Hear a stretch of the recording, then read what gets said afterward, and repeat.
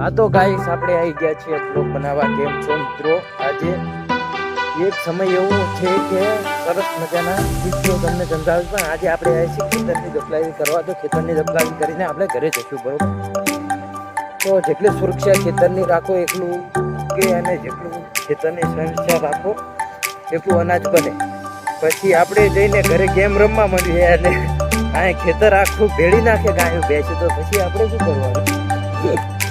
એના માટે કહું છું ખાસ કરીને કે ખેતરનું જેટલું બને એટલું ધ્યાન રાખવું પડે છે અત્યારે હાલમાં ફિલહાલ.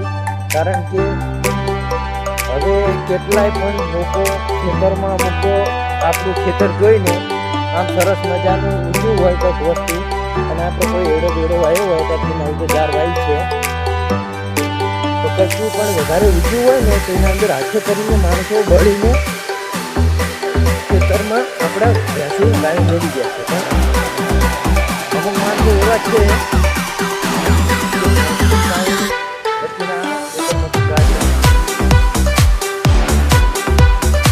એવું છે, અમુક તો એવા છે પડેલા અને ખેતરમાં ખાસ કરીને હાથે કરીને મેળવીને આ જોઈ શકો છો તમે કે આમાં શું વાવ્યું છે, કમેન્ટ કરજો ખાસ કરીને. તો ગાઈસ આપણે જરા ઠંડક જઈને આવીએ, પછી આપણે ખેતરમાં ખોદવાનું સ્ટાર્ટ કરીએ, બરોબર? ખોદવાનું એવું છે કે મેં જાજુ કશું ખોદવાનું નથી ફરતું, પણ જે કોઈ પણ બાવળિયા ઉગ્યા હોય અને જે પણ વસ્તુ ઉગ્યું હોય ને એને આપણે હટાવી દેવામાં આવશે, બરોબર? તો આપણે ચલો આજનું કામ કરી નાખીએ. કાલની વાત તો કાલ પાસે. ગાય જો આવા જાનવર અમારા અહીંયા જોવા તમને મળે છે. જો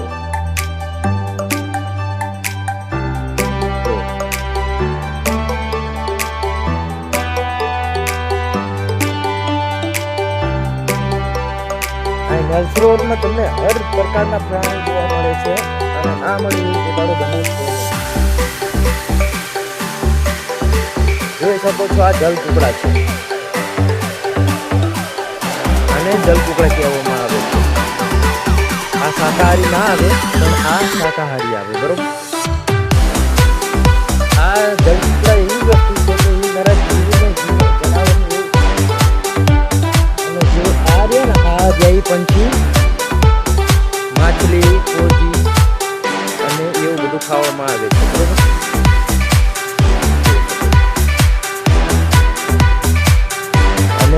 આપણે બતકવું, કોઈ પણ વસ્તુ બતકવું, હર પક્ષીને અલગ અલગ હોય ખાવાનું. હર પંછી એક ના ખાય, એક વસ્તુ ખાઈ ના શકે.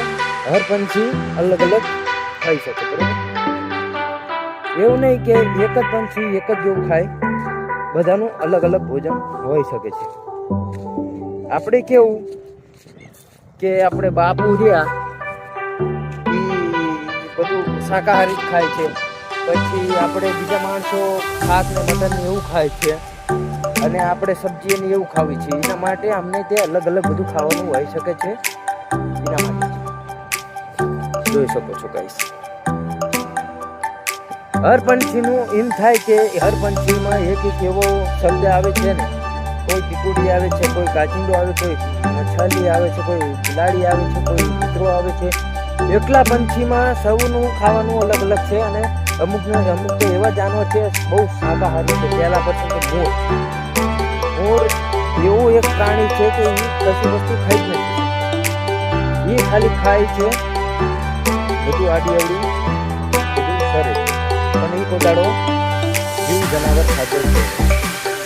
બાકી આ સારસ તો નરા ઘઉં એવું ખાય,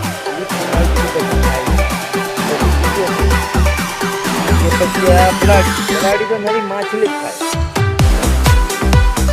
પછી આ જો એ આને ચેકલા કહેવામાં આવે છે.